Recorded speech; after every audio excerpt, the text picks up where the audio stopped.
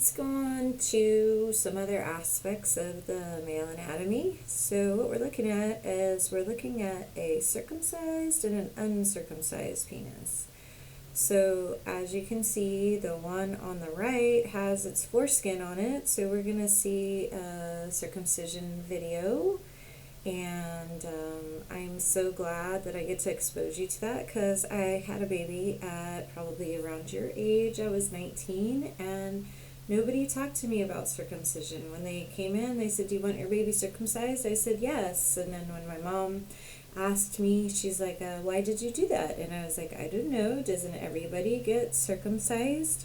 She goes, "Well, I didn't get your brother circumcised, and I wasn't even sure about all that. So I don't want you guys to experience that too." I want to show you some videos so that you can make an informed decision. So I need to be honest with you about circumcision is it changes. So when I first started teaching it, they were saying circumcision is good. Then they retracted it and they said it has no medical benefits. Then recently they've come back and they say circumcision has some medical benefits. So the place where they are right now is they're saying that if you circumcise your child, he has slightly, it's not huge, slightly less probability of contracting sexually transmitted diseases. So you can read kind of that in the textbook, and again, I want you to do your own due diligence. But this is something that as your teacher, I want to bring in the human aspect. So I don't believe as your teacher that I'm just supposed to parrot the textbook. I know you guys are way smart and you can read what's in the textbook. And I feel like what my role as a teacher is kind of to bring in my life experience and share with you. So I think, so I had a baby young and I got to make the decision myself. But then when I had my son, so I have 5 sons total, and the 4 are with my ex-husband. And here's the thing that I want to bring to your attention is I feel like that circumcision is kind of a male issue. So last chapter we learned about conflict, and so I think it's not something that I totally said, but I think that you have to pick and choose your battles. And what I'd like to bring to your attention is if you gave me the choice again, like the way I set it up with my husband, my ex-husband, was, hey, I want to show you a circumcision video. I want to tell you that they're saying there's no benefits to this. So if you'll respect me by watching the video, listen to my statement, I'm going to ultimately leave the decision to you. And the reason why I left the ultimate decision to him is because I feel like the penis seems to be an area of the body where a lot of men are pressured to take, house some pride in, or it's an area that kind of is very special to some men. And so I personally would not get my son circumcised if I was making the final decision, and the reason is because I don't feel that it's necessary.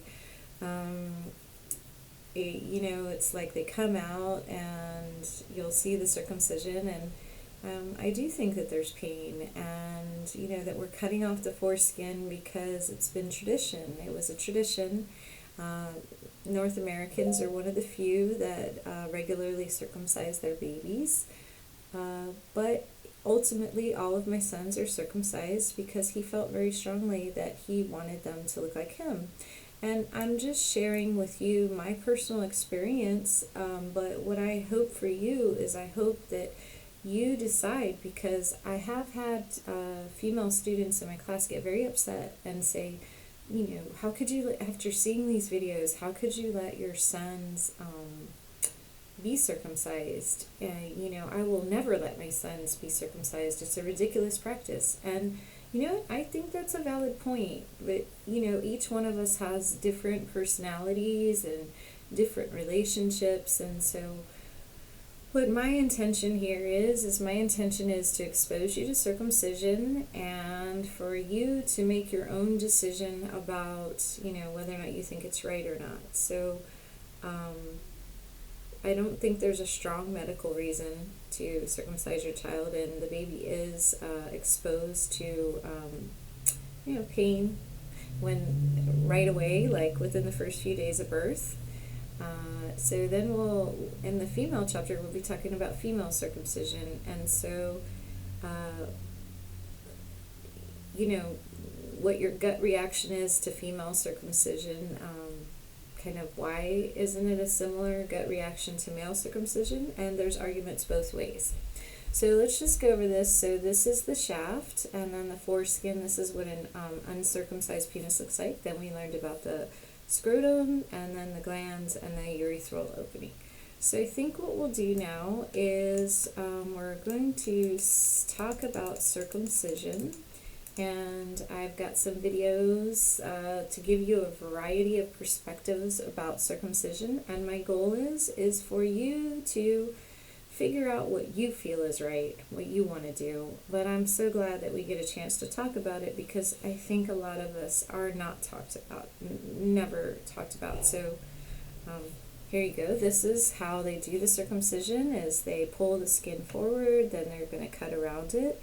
And there's all different techniques. Sometimes you'll see the little ball and so on and so forth. So let's go watch some different videos. Let's get some different perspectives, and then you can make your own decisions when that day comes around.